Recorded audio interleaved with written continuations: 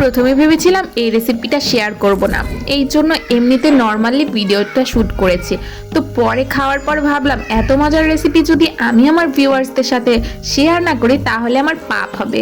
তো আসসালামু আলাইকুম, আজকে আমি আপনাদের সাথে আবারও শেয়ার করছি আমার পছন্দের সয়ার একটা স্পেশাল কাবাব। এটা যে এত মজা যা বলে বোঝানো যাবে না। আর এইটা যখন তখন ভেজে খাওয়া যাবে যদি আপনি এটাকে ফ্রোজেন করে রাখেন। এটা 1 থেকে 2 মাস ধরে ফ্রোজেন করেও রেখে দিতে পারবেন, ইচ্ছে হলে ভেজে খেয়ে নেওয়া যাবে। আসুন তবে একসাথে রেসিপিটি বানাই। এটা বানানোর জন্য প্রথমে পানি দিয়ে দিব চুলার ভিতরে, টকবক করে যখন ফুটে উঠবে তখন সয়াগুলো ছেড়ে দিব। এরপরে 10 থেকে 15 মিনিট সয়াগুলো এরকমই ভিজায় রাখবো। এই সময় কিন্তু চুলার জালটা অফ করে দিতে হবে, জাস্ট পানিটা টকবকে ফুটলেই হবে। তো 15 মিনিট পরে যখন সয়াটা ঠান্ডা হয়ে আসবে তখন ঠান্ডা পানি থেকে 3-4 বার আবার ধুয়ে নিতে হবে। ধুয়ে খুব ভালো করে চিপে পানিটা বের করে দিয়ে এইভাবে ব্লেন্ড করে নেব ব্লেন্ডার দিয়ে। এই যে পানিটা থাকলে কিন্তু খুব ভালো ব্লেন্ড হবে না, আর কাবাবটাও ভালো হবে না। ওইদিকে আমি করেছি কি, একটা কড়াইয়ের ভিতরে দিয়ে দিয়েছি পেঁয়াজ কুচি আর কাঁচামরিচ কুচি, এটা বেরেস্তা মতো ভেজে নিব। তো এই দেখুন যখন এরকমভাবে আমরা সয়ার কিমাটা বানিয়ে নিব। আর এই কিমাটার ভিতরে ওই যে বেরেস্তাটা ভেজে রেখেছিলাম ওইটা দিয়ে দিব, আর দিয়ে দিব অনেকগুলো কাঁচামরিচ। কাঁচামরিচ যত দিবেন ততই ভালো লাগবে, মানে একটু ঝাল ঝাল হলে খেতে ভালো লাগে।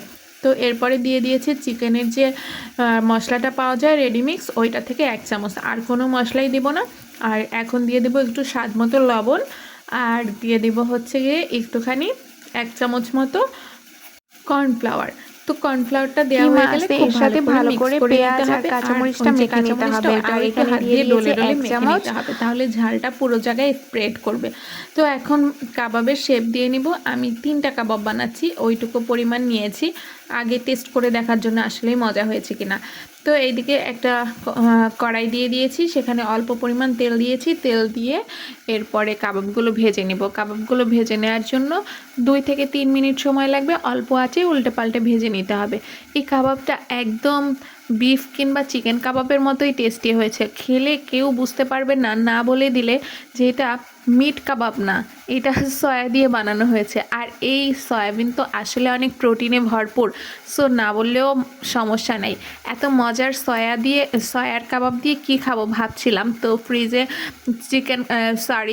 কাচ্চি ছিল, কাচ্চিটা নামাই নিছি গরম করে, এখন এই কাবাবটা দিয়ে কাচ্চি খাবো।